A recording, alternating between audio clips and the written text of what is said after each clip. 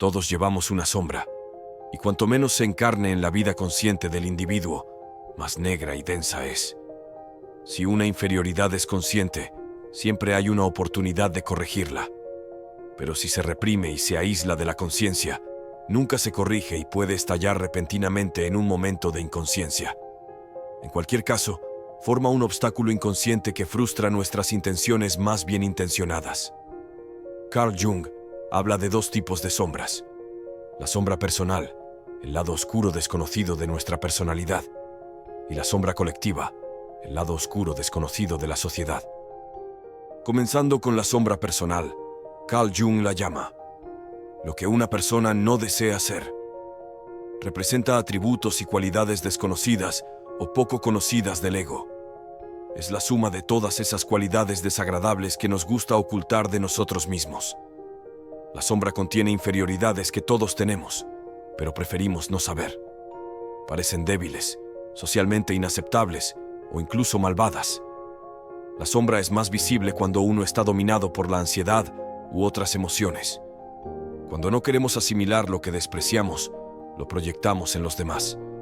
Es posible que uno conozca su sombra y sea parcialmente consciente de ella, es decir, bajo control del ego.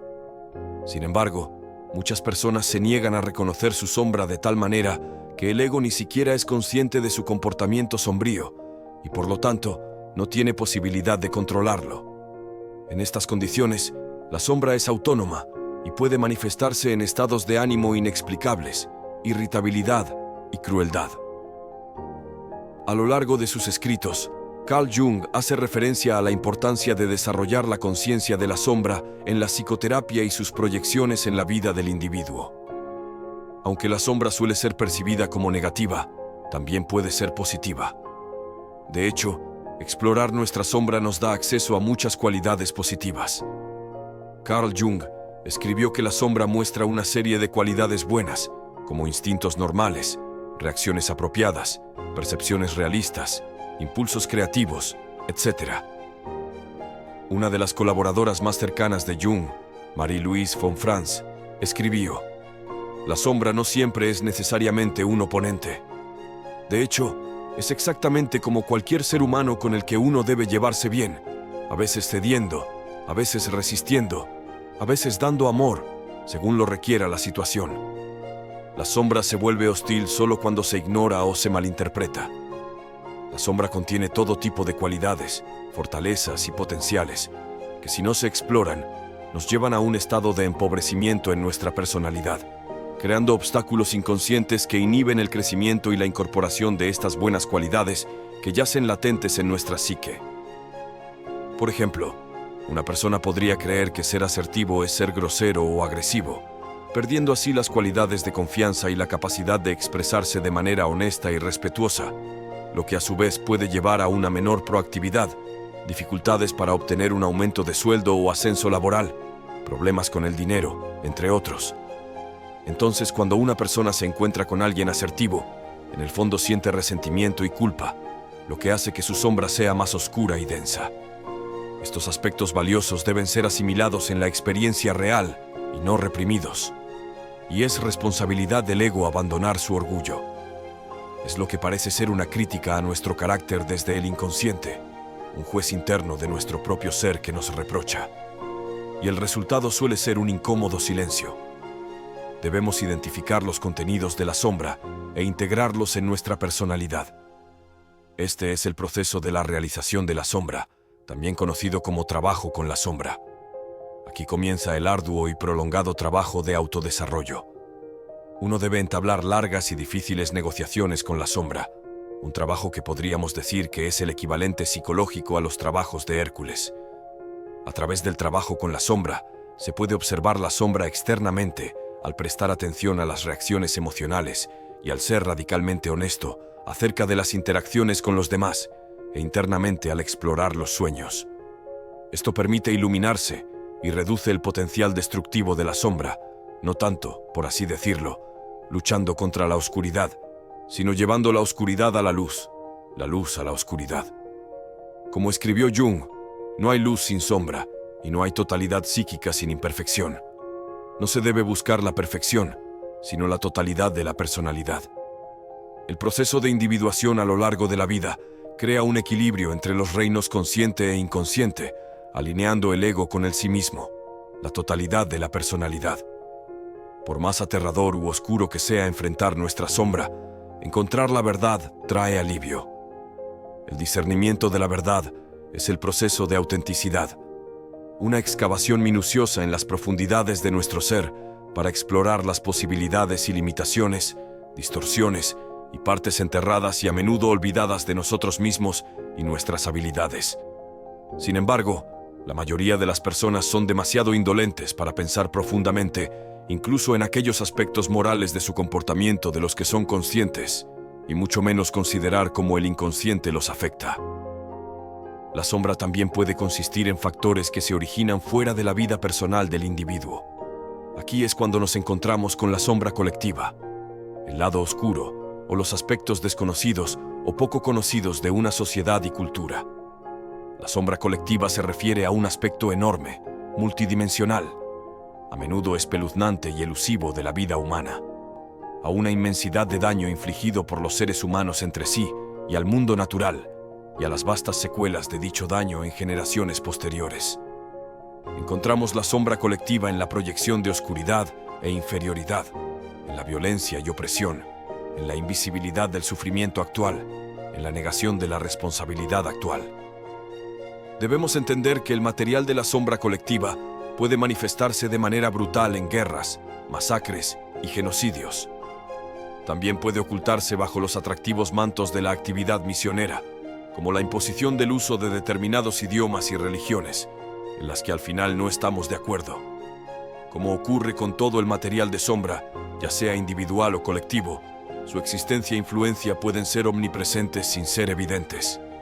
La sombra colectiva se manifiesta externamente en atrocidades, persecución, sufrimiento físico, enfermedad, pobreza, desnutrición, alcoholismo, delincuencia, la muerte de culturas y demás. También puede manifestarse de manera más interna en medio de las complejidades de cada psique individual, como el odio hacia uno mismo, hacia la propia herencia y cultura, la depresión y los sentimientos de impotencia, el deseo de venganza, etc. La sombra colectiva es lo que históricamente se ha denominado mal. Nuestra respuesta primaria al mal, según Jung, debe ser la búsqueda del autoconocimiento, de la totalidad, lo cual presupone la asimilación del material de sombra. El individuo debe saber sin descanso cuánto bien puede hacer y de qué crímenes es capaz. Cuando hay un problema conocido en una sociedad particular, puede ser llamado un problema de sombras si hay muestra de negación, proyección y falta de asumir responsabilidad individual y colectiva. Por lo tanto, asumir responsabilidad moral, política y espirituales es especialmente crucial. El coraje con el que llevamos nuestra oscuridad libera a otros de tener que cargarla por nosotros. Como seres humanos, tenemos mucho que aprender al respecto. La negación, a menudo vinculada con el deseo de seguir adelante y dejar el pasado atrás, parece ser el enfoque más común y generalmente la primera reacción. Ha habido muchos intentos de lidiar con pasados difíciles y dolorosos a través de disculpas públicas por apoyar atrocidades, arrepentimiento, pagos de reparación después de guerras, peregrinaciones a lugares de gran sufrimiento, etc. Pero, ¿cómo enfrentamos el pasado de tal manera que la integración de la sombra ocurra profundamente y ampliamente en una población, en lugar de simplemente a nivel simbólico a través de líderes o políticas?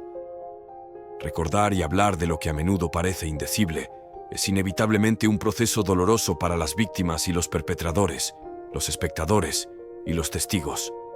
Cualquier proceso de este tipo solo puede considerarse exitoso o razonablemente completo una vez que el dolor, la indignación, la traición, el sufrimiento y todos los demás sentimientos han sido expresados y escuchados, y una vez que se ha asumido la responsabilidad.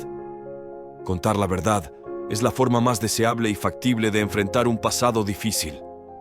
Un ejemplo de una terrible psicosis colectiva representada por la sombra colectiva es la Alemania nazi, donde las personas cayeron en la naturaleza oscura a través de su sombra personal, se unieron al partido nazi y cometieron actos peores de lo que podrían haber imaginado o habrían hecho en condiciones sociales normales. En este sentido, la sombra personal es el puente hacia la sombra colectiva. Por lo tanto, es importante resolver primero los conflictos internos, la sombra personal, para no caer inconscientemente en la sombra colectiva. Luego, uno puede influir en otras personas y la sociedad en su conjunto se beneficiaría. Si practicamos la atención plena, sabremos cómo profundizar en la naturaleza de la guerra y con nuestra visión, despertar a las personas para que juntos podamos evitar repetir una y otra vez los mismos horrores. La guerra está en nosotros, pero también está en todos. En resumen, primero debemos reconocer nuestra sombra personal y entablar negociaciones largas y difíciles con ella, siendo honestos con nosotros mismos y nuestras interacciones con los demás, observando nuestras reacciones emocionales y explorando nuestros sueños, para no convertirnos en víctimas pasivas de nuestra sombra y de nuestras proyecciones inconscientes, lo que nos permite rescatar las buenas cualidades que yacen latentes en nuestro interior, mejorando nuestras vidas y las de quienes nos rodean. Luego, podemos ser conscientemente conscientes de la sombra colectiva y no caer en sus garras, asumiendo la responsabilidad de abordar la negación de temas importantes y la falta de iniciativa individual y colectiva. El coraje de soportar nuestra oscuridad brinda alivio a los demás, ya que contar la verdad es la forma más deseable de lidiar con un pasado difícil, en lugar de ignorar las atrocidades y permitir que la sombra se vuelva cada vez más oscura hasta que no pueda crecer más. Eso es todo por hoy. Si llegaste hasta el final de este video, recuerda dejar tu like y suscribirte al canal. Si puedes, compártelo con tus amigos y familiares para que también puedan beneficiarse. Muchísimas gracias por tu apoyo. Hasta la próxima, estoico.